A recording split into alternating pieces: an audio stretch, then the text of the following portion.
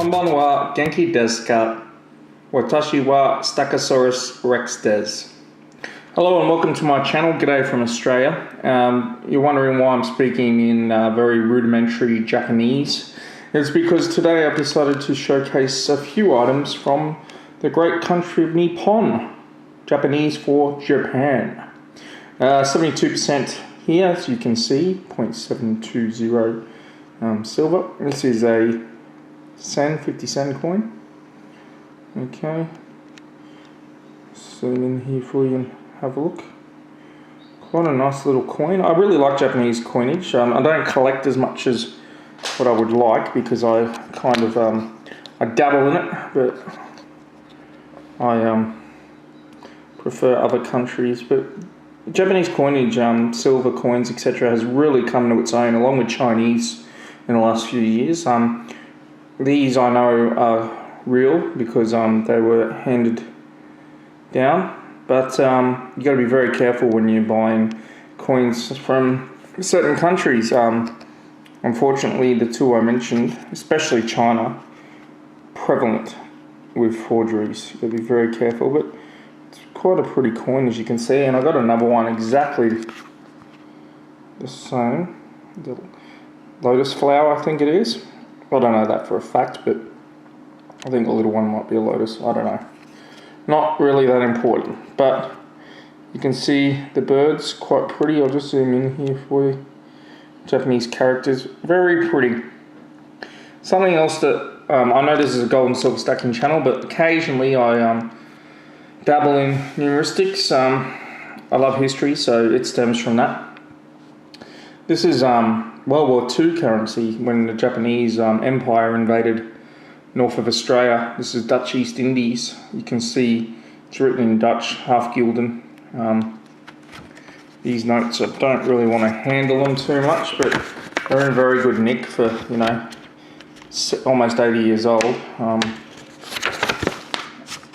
I've had these for quite a long time. Let's have a quick bit of a look here. I've got quite a few examples of Japanese currency during the World War II period from, you know, all over Asia when they invaded. They actually bombed Darwin in Northern Australia and they got Japanese midget submarines into Sydney Harbour. So they weren't that far off invading us. They thought about it, but the civilian populace was very well armed. We had Japanese POWs in Australia, and you might want to Wikipedia this, but they had the escape out at Cowra, C-O-W-R-A, where the Japanese soldiers escaped during World War II. And a friend of the family's was there at the time. It's going back years ago. And when I was growing up, he told us that they pretty much let the Japanese escape so that they could go and hunt them down to pay back for the atrocities that were being committed in the Pacific. But I don't know whether or not that's true. The guy did have a history of bullshitting. But yeah, anyway, what is done is done. I've been to Japan several times, love that country, and did 2 years of the language in high school, which I remember very little of today, as you can tell from the introduction.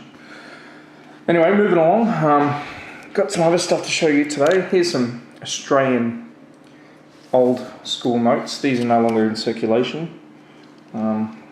$10. That's Henry Lawson, very famous Australian poet.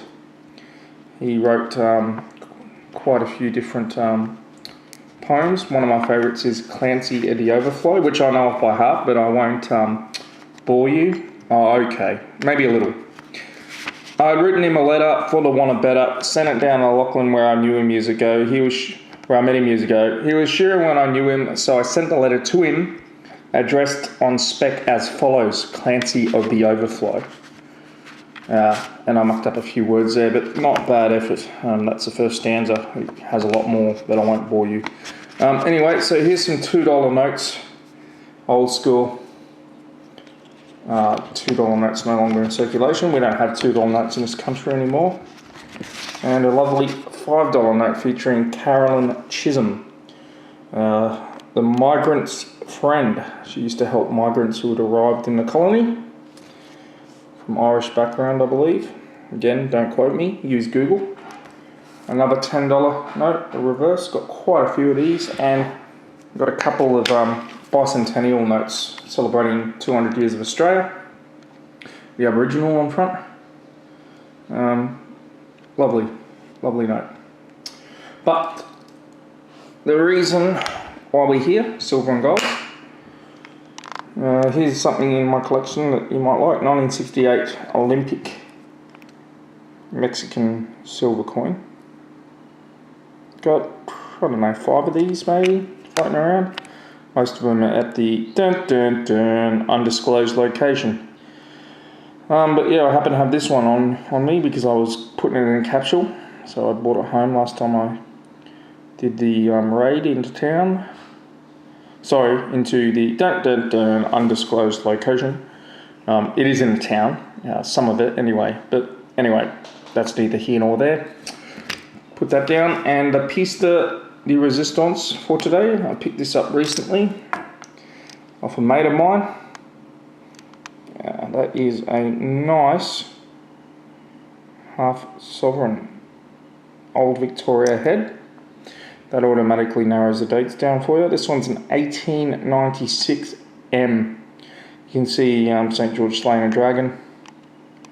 I'm trying to show you the M, but with the glare it may be a little difficult. Just going nice and slow. Could make 101 jokes about that, but I'll refrain.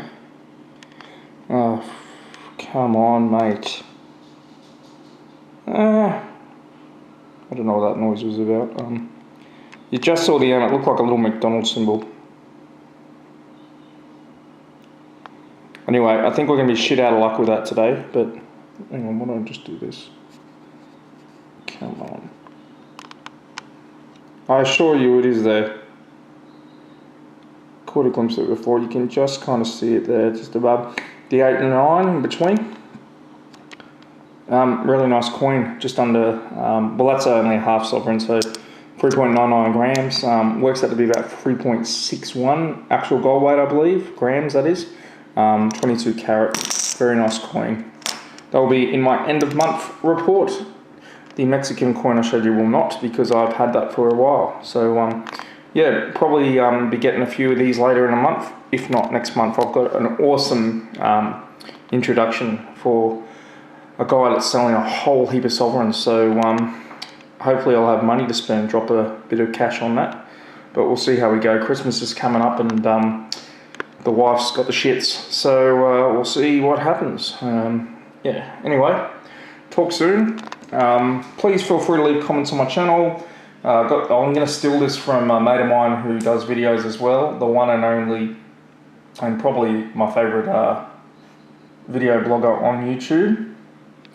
I am, of course, talking about Big Stack, no, not Stackmaster G. He says, let me know what you like, let me know what you don't like. Not sure if you'll appreciate the notes. If you don't, that's cool. Got a few videos up now. That's my channel there. So, yeah, it's all happening. Feel free to have a discussion with me. I normally get back pretty quick. And let me know what you want to see. I've literally got a little bit of everything. But yeah, I'm hopefully picking up a 10-ounce bar tomorrow, so I might do a video on that when I get home from work. Alright, that's all for now. Have a great day. Until next time, this is Stackosaurus Rex out. We'll chat soon. Ta-ta.